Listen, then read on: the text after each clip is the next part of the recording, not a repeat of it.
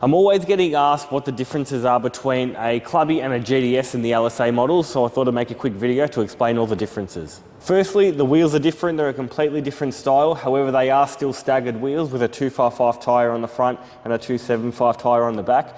You've also got different brakes. So the brakes are smaller on the clubby and they've got the red calipers, which indicate they are the smaller brakes, while the GTS gets the yellow brakes. The front bar is completely redesigned on the Clubsport. So you've got the single one-piece sort of vent on the side where the GTS gets slits, which you'll see later, and also the centrepiece where the number plate's fitted is also different. The standard spoiler on the clubby is the low line sort of spoiler, which is similar to what you get on the HSV red line.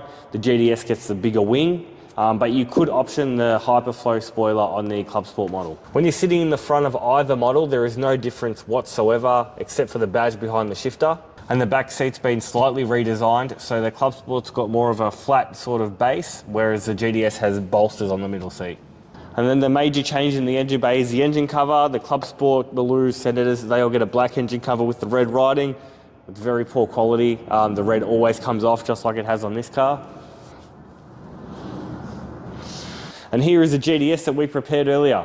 So as I mentioned earlier, the wheel design is different. This car's got shadow chrome 10-spoke wheels, and as you can see, you got the yellow caliper with the massive 6-piston brake upgrade. So this is a standard spoiler on the GTS. As you can see, it's more of a wing style as opposed to the low line spoiler. It gives it a much more aggressive look. So as you can see, this GTS has the red and black seat, which was an option. The majority of them are a black seat.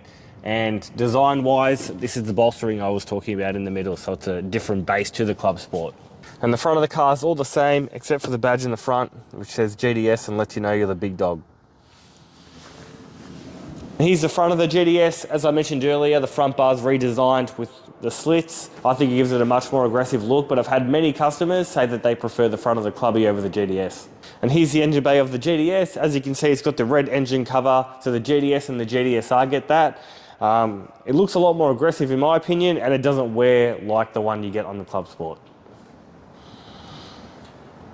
Then on the rare occasion where you can't decide between the clubby and the GTS, you might get lucky and find a Clubsport with the factory fitted GTS brake option that only happened, or was only an option in 2017 on the 30th anniversary models, and we've got one here.